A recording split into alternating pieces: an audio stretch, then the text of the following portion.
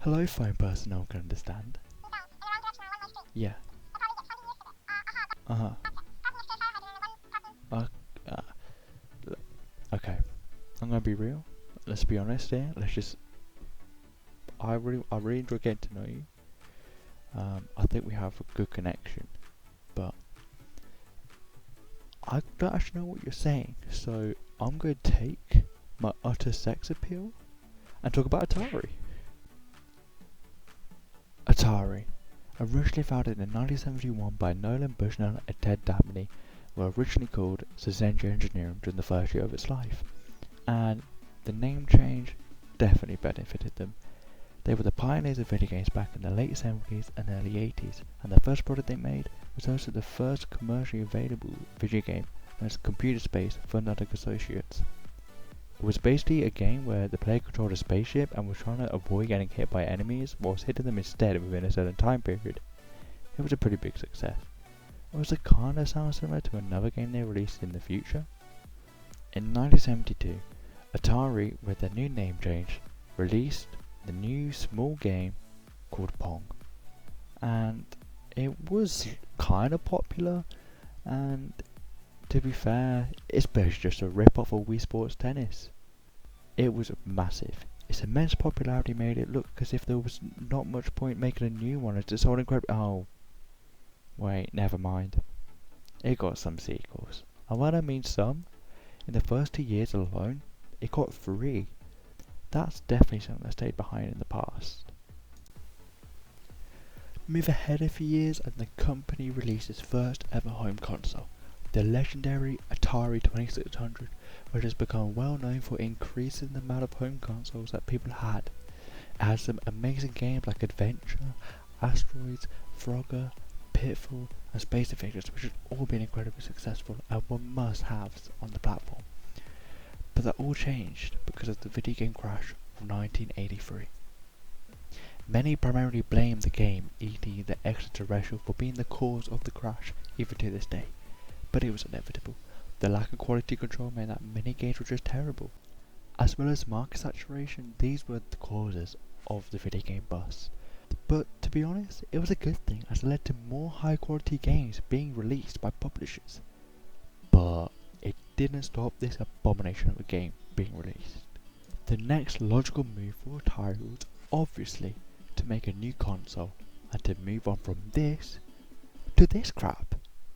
The Atari 5200 was the console designed to be better and more successful for the company than the 2600, but there were several problems. The major one being that it didn't support backwards compatibility with the Atari 2600, as well as another issue of it being released in 1982, a year before the video game crash in 1983, and it was then later discontinued in 1984, only 2 years after its initial release due to poor sales. Only 1 million units of the console were sold within the 2 years that it was on the market. As soon as the 5200 had its plug pulled, Atari decided to announce the next console in development, the Atari 7800, and it was the console that the 5200 was always meant to be. Most 2600 games was compatible with the new hardware, and it had better graphical performance compared to the original hit console. It was then released a month later in California, however production had to be cut off because the company had been brought out by Trammell Technology Limited. The new owner of the company had the feeling that video games were a past fad. It wasn't. Additionally, the success of the NES had caused him to decide that the Atari 7800 wasn't worth pursuing to stay on the market. However, the 7800 was designed by an outsourced company, and due to contractual problems that required the payment of designing the console needed to be complete. This made Trammell Technology Limited to re-release the console from some of its leftover units that were made originally.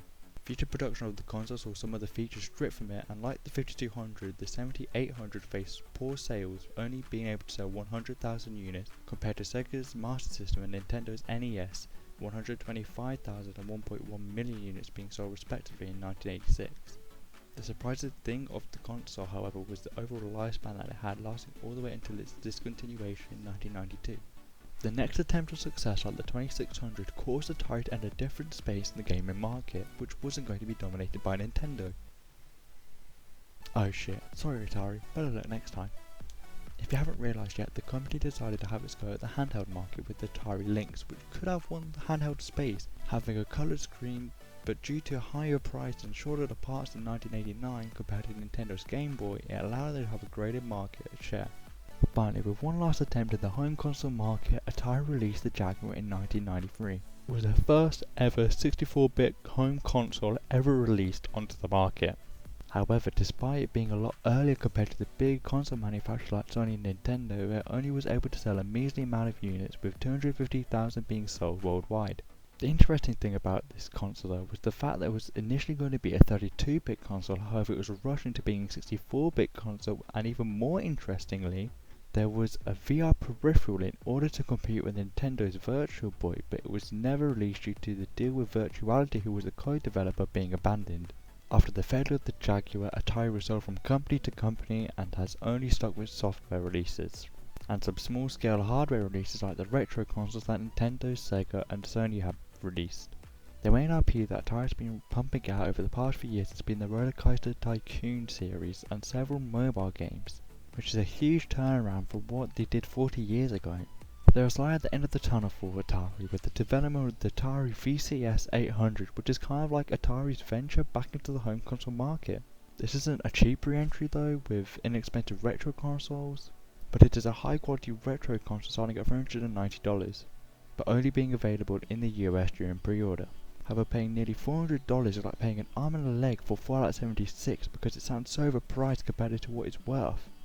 However, it is set to include over 100 classic games and the ability to add a second OS like Windows, as it uses hardware that is designed for PCs so it can be used as a normal PC and run emulators or even AAA games.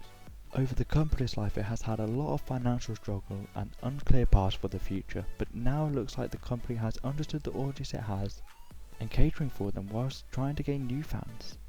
Everything Atari has done has advanced the video game industry for better or for worse. But one thing for sure is that E.T. the Extraterrestrial gives me nightmares. Thank you so much for those that made it this far into the video. I just want to clarify that I don't want to play Amiibo Festival. It's a terrible game and it deserves to die. And I just want to say, if you have any suggestions for any other videos, please leave it down in the comment section below, like other companies, other games. And if you liked and subscribed, that would be greatly appreciated. Thank you so much, and adios.